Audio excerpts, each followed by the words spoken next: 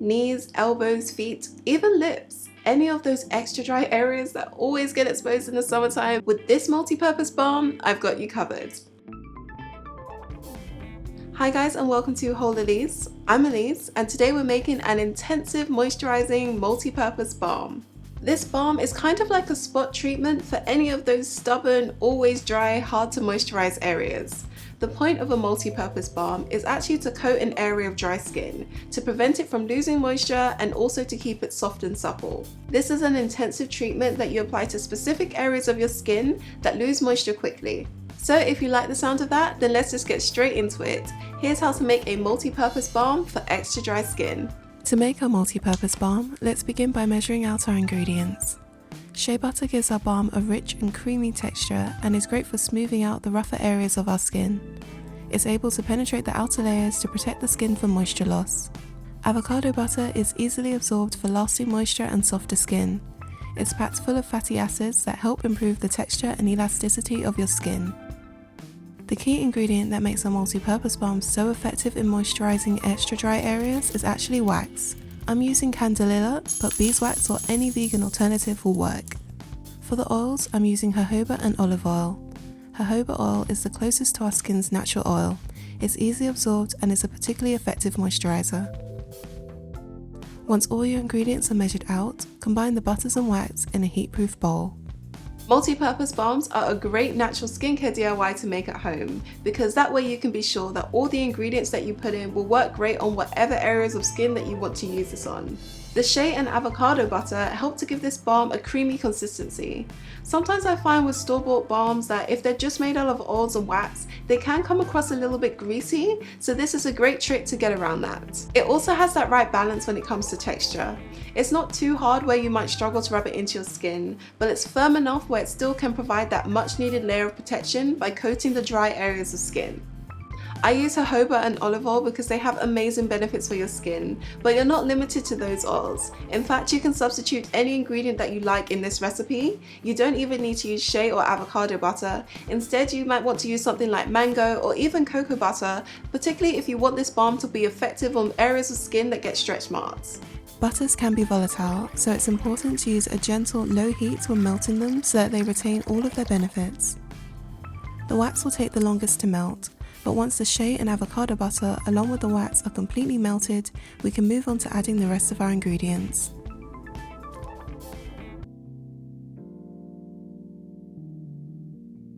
Once removed from the heat, it will begin to solidify, so pour in the jojoba and olive oil. To prolong our multi-purpose balm, use an antioxidant like vitamin E oil to prevent our oils from turning rancid. In addition to adding fragrance, essential oils have a variety of benefits for the skin. Frankincense's anti-inflammatory properties can relieve symptoms like redness, swelling, and itchiness. It's also reported to reduce the appearance of discoloration and wrinkles. You can use any combination of essential oils to create a fragrance that you like. I'm using vanilla for its calming, sweet scent and bergamot essential oils for its light citrus zing. Once you've added the jojoba, olive oil, vitamin E and any other essential oils, mix together to make sure that they're thoroughly incorporated into your multi-purpose balm. You might have noticed from the ingredients, but this recipe is 100% oil without any water ingredients. All heavy skincare products are focused on locking moisture in. They're thick and heavy emollients that take a very long time to evaporate from your skin and therefore provide lasting moisture. The key difference in a multi-purpose balm compared to other moisturizers is the wax. Whether you're using beeswax or a vegan alternative, they all work the same. Wax forms a thin layer on the surface of your skin that's able to keep the water in and prevent your skin from drying out. This leads to softer, more supple skin that's able to stay moisturized for far longer than if you were to use a traditional cream or lotion. Body butters are also an example of a moisturizer that's 100% oil.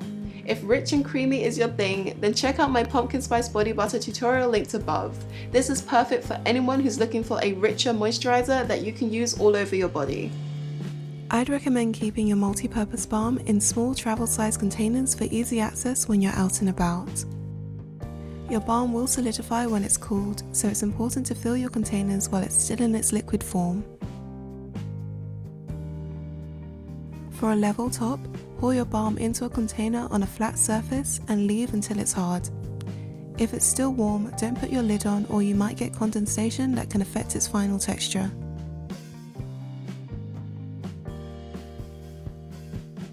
Your balm should be solid at room temperature but soft enough to apply with your fingers.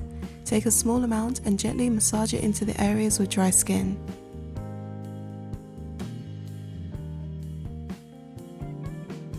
As I mentioned, this multi-purpose balm works really well as an intensive moisturizing treatment. So for areas like knees, elbows, feet, wherever you have rougher or firmer skin that can take a thicker moisturizer. So I like to use these travel size containers. They're perfect for popping in your bag so that whenever you're out and about and you happen to spot an area of dry skin, you know that you've got this moisturizing balm to keep you covered. However, this is a multi-purpose balm, so you're not just limited to using it as a dry skin treatment. In fact, I find that this works great as a lip balm, or even if I want to add a kind of glossy sheen to lipsticks. Okay, this might sound crazy, but I actually do like to use this as an eyebrow tamer. So I just take a small amount of it and smooth it over my eyebrows. Particularly in the summertime where things can kind of slide out of place, this is a great way to kind of keep all the hairs and everything in order. Another way I like to use this is for flyaways or kind of taming frizz. This is an all-natural recipe, so there's really nothing stopping you using this on your hair, although I would say that this is particularly potent, so you do want to be careful to only use a small amount so that it doesn't get too greasy. And of course, if you do want to use a product specifically for your hair, then check out my Shea Butter Edge Control. This all-natural multi-purpose balm has as many limits as your imagination. It's a great all-round moisturizing treatment and I highly recommend that you give this a try. Click the playlist on screen to see more of my skincare tutorials and subscribe to my channel with the notifications bell to see more of the natural DIYs I have coming up. Thanks for watching! Try my DIY intensive oat lotion, which is perfect for dry and sensitive skin.